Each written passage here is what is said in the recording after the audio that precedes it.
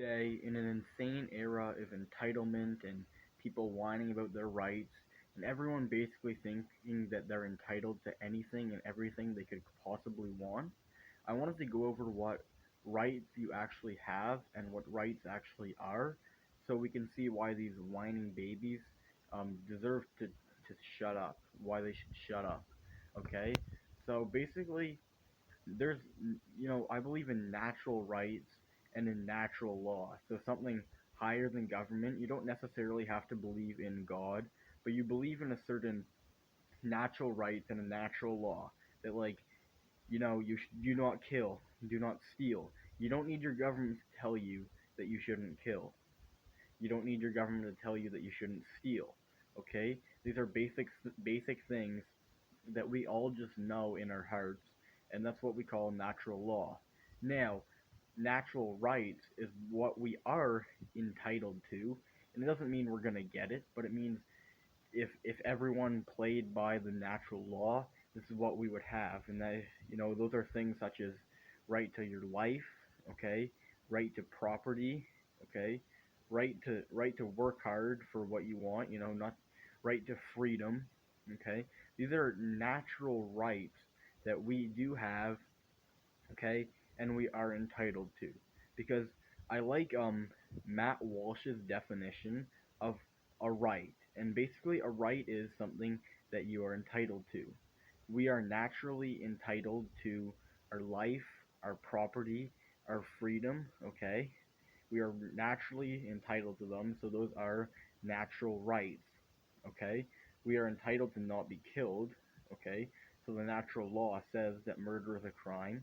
It's the same thing, natural rights, natural law, they kind of play off of each other, okay? This is why government doesn't give you your rights. That's what people don't understand. People make the government to protect their rights. When the founding fathers founded America, they weren't saying, let's make a government so that that government can give us rights. They were saying, let's make a government, okay, so that they can protect our rights. That's the difference. The government today thinks they're there to give you your rights and, to make up rights.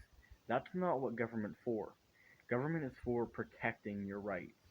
So that's why basically the essentials of government are stuff like the police and like the army. Because you have, the police is because, you have a right to your life, you have a right to your property, okay? The judges to make sure you don't get, cheated. And then the army because we all want to make an army for national defense so that we can protect our rights, okay? But people get people think of rights and stuff more than they think they have more rights than they actually do. And that we want to get to that the heart of that issue today, okay? First I wanted to say there's this guy who calls himself Uncle Eric, and he has like his two laws. He says they're the natural laws of the universe, and I kind of like them. They are, number one is do all you have agreed to do, okay? So if you say you're gonna do something, you do it. Basically, pretty simple. And do not encroach on other people or their property, okay? And that's really the only two laws you need. So say I follow those two laws. That means I'm never gonna break a deal. A guy says if I do this, I do that, like a contract. If they follow those laws, society will work with those contracts. And then do not encroach on other people or their property. Well, killing is encroaching on people, stealing is encroaching on their property, all that stuff. Adultery is encroaching on kind of, their property, also on the person, you got to look at it in a certain way, okay? And then but those are the two laws, and those are the laws you should follow. I recommend reading his books too. You can just search Uncle Eric books, and I think it should come up. So then you know, a right is something you're entitled to, but you're not entitled to do everything, because there's limits, there's other people's rights too, and you have to respect them. I have a right to swing my fist, okay? But as the saying goes, my right to swing my fist ends where Jimmy's face begins. And if you were a polite person, probably a little bit in front of Jimmy's face. You know, so people, you know, people have a right to, be naked if they want, for example. But the reason public exposure is a crime, or it's against the law, is because you have a right to be naked, but that right ends where Jimmy's Jimmy's sight begins, as long as Jimmy's looking where he's supposed to be looking. Not peeping in your window or something. But if he's just out in the street, he has a right to see, you know, decent behavior. Your right to indecent behavior isn't as strong as his right to see that, as long as you're both in the common street. Okay? My right to throw a baseball ends where your window begins. So you got to look at the hierarchy of these rights, and that's how societies are structured. You know, my right to walk ends where your property line begins, because you're not allowed to walk on your property. You have a right to property. Like, it's just basic things like that that make up, you know, and some rights are higher than others.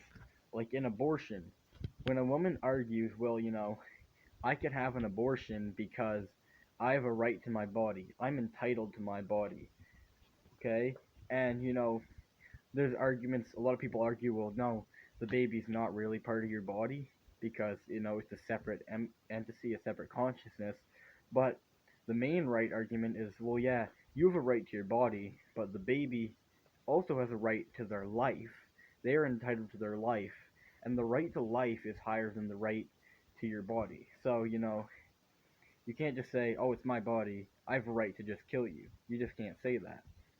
That's looking at the rights hierarchy. That's, against the abortion, okay? Like, if a guy's in my house, I don't have a right to kill him just because he's in my house. I could say, oh, it's my property, I do what I want. It's my property, I have a right to do what I want in my property.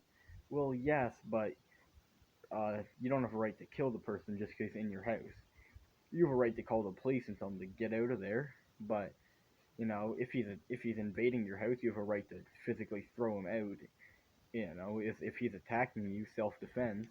But you don't have a right to just kill him for no reason at all, or just to attack him for no reason at all. You need to be self-defense or call the police.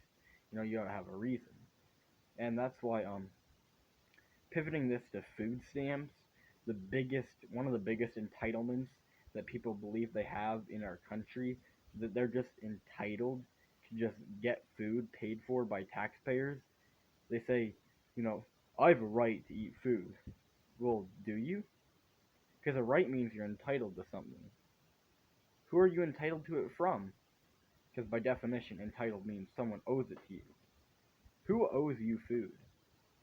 Why would I owe you food? Is it just because we live in the same country? Do you owe me food then? So are you saying that just because I have more money, I owe you food just because you're lazy and a slob? Well, no. You have no right to food. That's why I think this food stamps program itself is ridiculous. You know, billions and trillions of taxpayer dollars wasted on people who think they're just entitled to eat whatever they want. Not even healthy food, and they could just go get a job. Like, yes, there are cases where food stamps are needed. Maybe like a poor single mother has a bunch of kids or something, like, just got into a bad situation somehow, and yes, she actually does need food stamps, and I would be willing to pay for those. I mean, I think it should be private donations, not taken from her salary, but I'm not going to get as mad about that. But in most of these cases, these people do not need these, they're not entitled to them at all. Okay, they could just go out and get a job, or they could leave the country, try to get a job somewhere else. Like, you actually have to work for food. That's something that people don't realize. They're like, wait, I have to work just to eat? I have to breathe just to live? Like, in, out, in, out, in, out. Oh my god, man. You mean I have to actually get up out of bed and go make money just so I can eat food? Like, this is the insanity of people. Um, just one more argument. They'd say people would make these videos on TikTok, like the people getting the food stamps, and that's another thing. You have a phone and internet access, and you have time to make TikToks, but you're telling me you can't even afford food?